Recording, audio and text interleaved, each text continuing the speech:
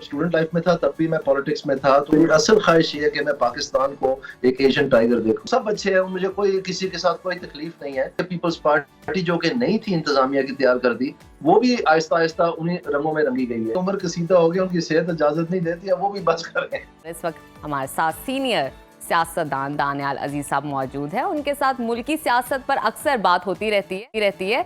आप रोज़ाना किसी न किसी टीवी प्रोग्राम में भी सियासत पर उनके बेलाग तबसरे और तज़िये सुनते रहते हैं, मगर आज हम दानियाल साहब से कोई सियासी बात नहीं करेंगे, उनकी ज़ाती ज़िंदगी से मुतालिक गुफ्तगू करेंगे, जानेंगे उनकी ज़िंदगी के कुछ राज जो उससे पहले कोई टेलीविज़न पे नहीं आए, पर आज वो हमसे बात करेंगे।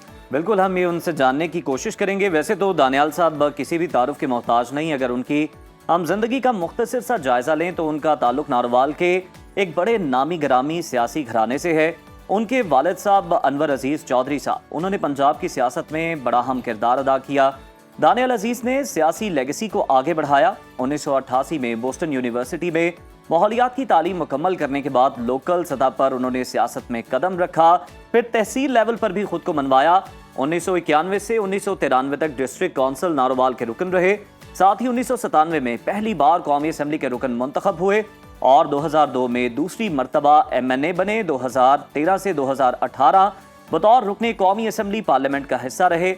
इसके अलावा वफाकी काबीना और बड़े बड़े हुकूमती इदारों में खिदमात सर अंजाम दी और उन्हें इन्हीं खिदमात के एतराफ़ पर तमगा इम्तियाज से भी नवाजा गया। आइए दानियाल अजीज साहब से बात करते हैं। वेलकम टू सुनो पाकिस्तान दानियाल साहब। हेलो दानियाल साहब, अस्सलाम वालेकुम। जी, मेरी आवाज आ रही है? जी आ रही है। जी हम बिल्कुल ठीक है, आपकी आवाज़ हमें आ रही है। दानियाल साहब, आप खैरियत से हैं? जी, बहुत मेहरबानी, शुक्रिया लेने का। दानियाल साहब, आपसे जानना चाहेंगे आजकल क्या मसरूफियत चल रही है? फैमिली को टाइम दे रहे हैं या सियासी सरगर्मियों में ज्यादा मसरूफ हैं?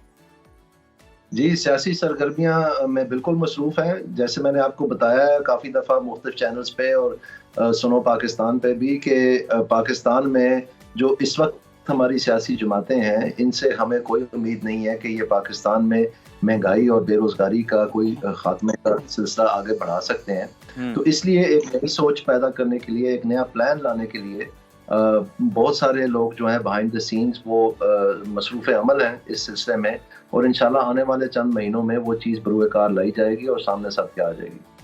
अच्छा दानियाल साहब, अगर हम बात करें तो आपका शकरगढ़ के और जो गुज्जर ख़ानदान से, गुज्जर बरादरी से आपका ताल्लुक़ है, ये सुनते ही ज़हन में पहला ख्याल ये आता है कि बड़ी बड़ी ज़्यादा हवेलियाँ होंगी, बड़ी और वसीओ अरीज़ गायें भैंसें होंगी, खेती बाड़ी का काम होगा।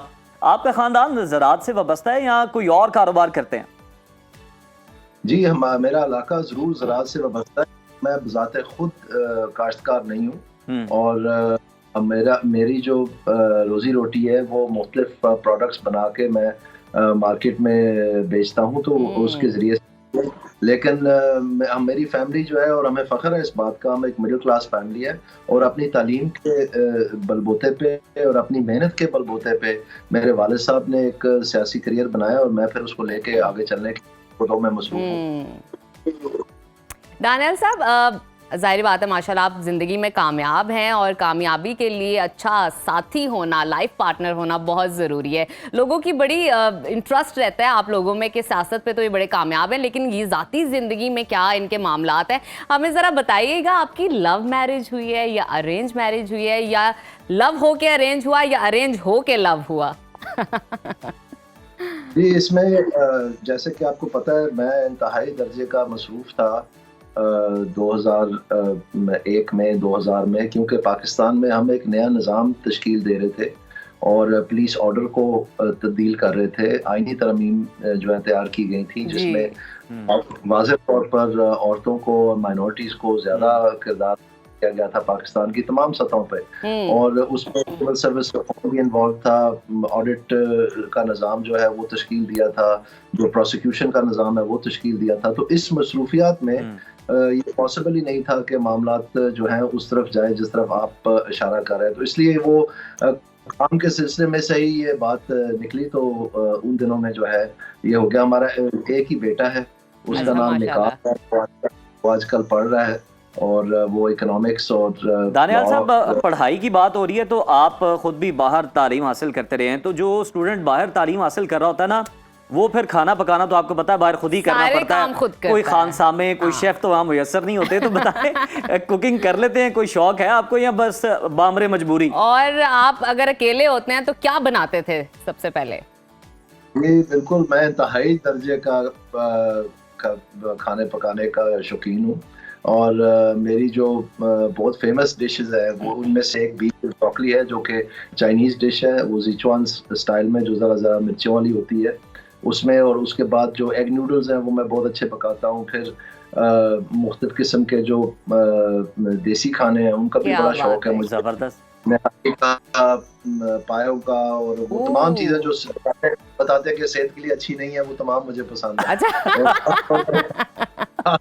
खास तौर पे जो दादा दरबार के पास जब हम छोटे थे, क्योंकि मेरे जी। वालिद साहब गवर्नमेंट कॉलेज से पढ़े हुए हैं, तो वो रावियन थे, तो वहाँ पर वो रोइंग टीम के हिस्सा थे। तो हम वालिद साहब जब हम छोटे थे तो हमें रावी पे लेके जाते थे सारे फैमिली को, महीने में 2 महीने बाद एक दफा।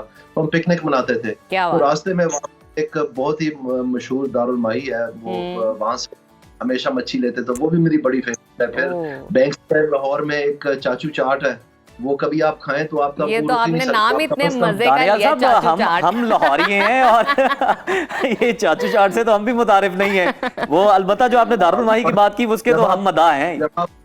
जब आप कभी बैंक स्क्वायर जाएं तो जी। आप उनको बोलें, और अगर मेरा नाम लेंगे तो फिर आपको स्पेशल वाली बना देंगे। नहीं, हम जरूर ढूंढेंगे चाचू चाट को। अब तो ये जरूर, अब तो हम पे फर्ज हो गया। दानियाल साहब, जाना ये जो आप माशाल्लाह आपने बताया कि जितनी लोग मुजरे सेहत खुराक करार देते हैं आप वही शौक से खाते हैं, और ये जो पाए ये वो जब आप खाते हैं तो आप पे भी इसके असरात होते हैं। आप माशाल्लाह बड़े गुड लुकिंग हैं। ज़माने तालिब इल्मी में क्या होता था, लोग जो स्टूडेंट्स होते थे आपके इर्द गिर्द, वो आपको अपना लीडर बनाते थे, आपसे इंस्पायर होते थे, क्या होता था उस पर?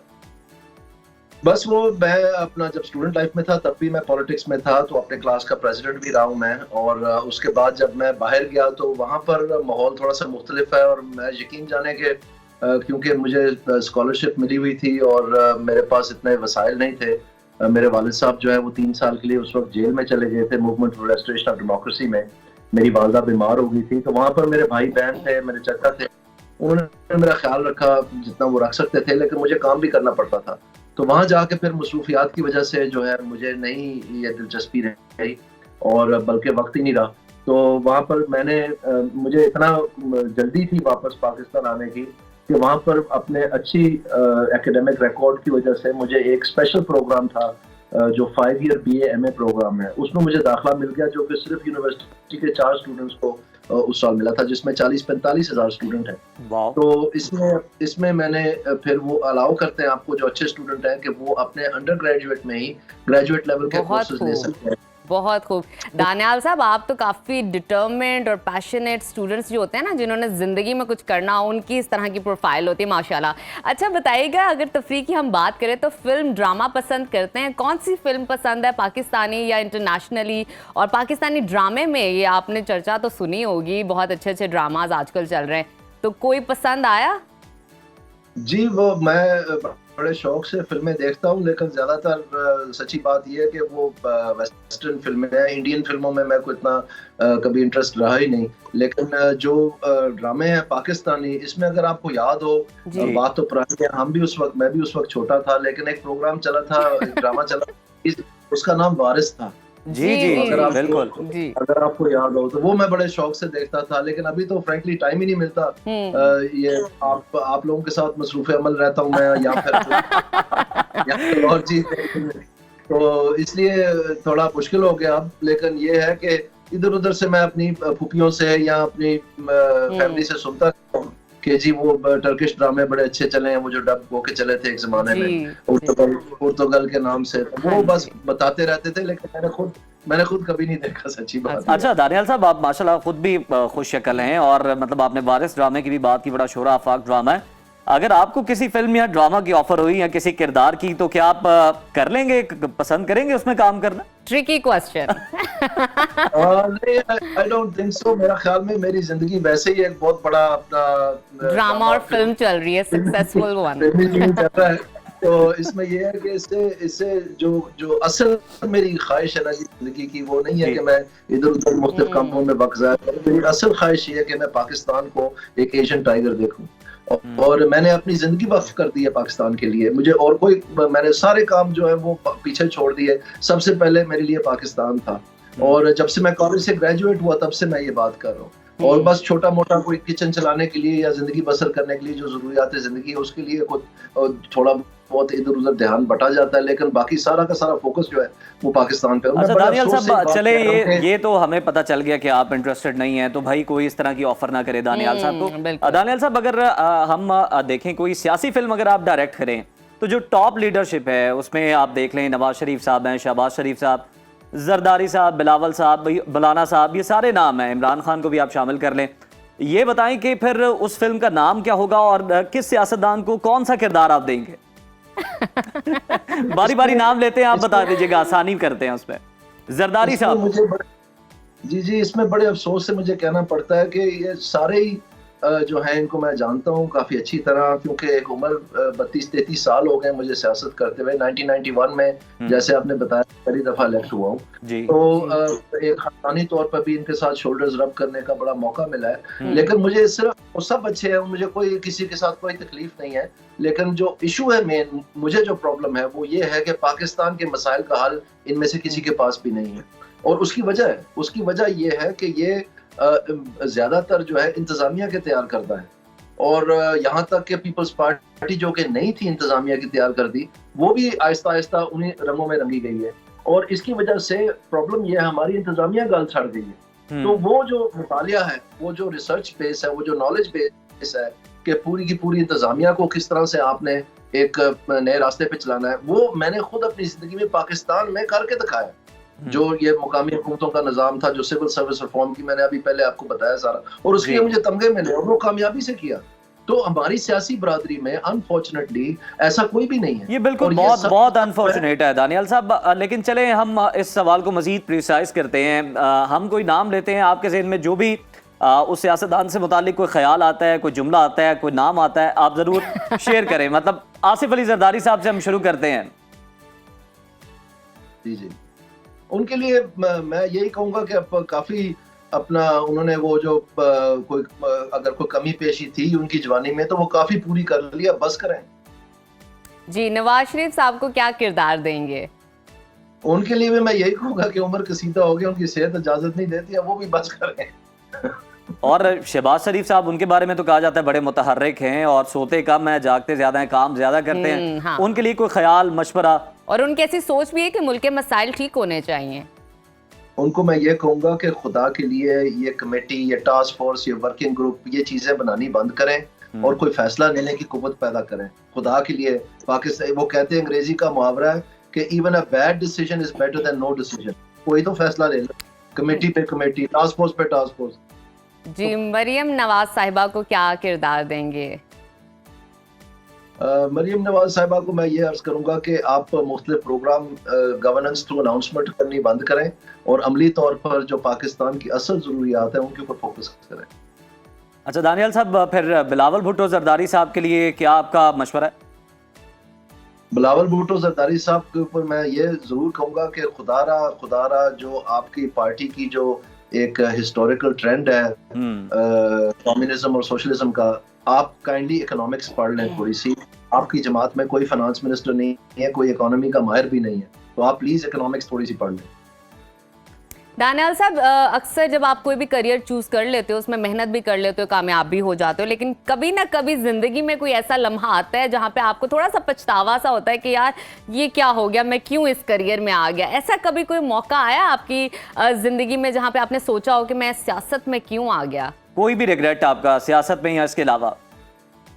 अगर मुझे मौका मिले ना जी कि मैं अपनी जिंदगी दोबारा बसर कर सकूं, तो मैं फिर, अगर मैं मर के भी दोबारा पैदा हो गया तो मैं फिर पाकिस्तान की खिदमत के लिए हाजिर हूँगा। इसलिए मुझे किसी किस्म का कोई रिग्रेट नहीं है। अगर कोई रिग्रेट है तो वो ये है कि अभी तक जो है मैं पाकिस्तान को वहां देख नहीं सका जहां मैं समझता हूं कि पाकिस्तान का असल मुकाम है। इस बात का मुझे दुख है बस। बिल्कुल, बड़ी जबरदस्त दानियाल साहब आपने बात की, सियासतदान अपनी नहीं सोचता बल्कि मुल्क की सोचता है। बहुत शुक्रिया आपके बहुत वक्त का। शुक्रिया। और आज सियासत से हटके हमने दानियाल अजीज साहब से कुछ गपशप की, उनकी जिंदगी के जो राज थे जो कि पहले आपको मालूम नहीं थे उनको अफशा करने की हमने कोशिश की। उन्होंने कुछ दिल की बातें हमारे साथ दिल शेयर की भी की। बातें की, बड़ा मजा आया और आपको भी मजा आया होगा।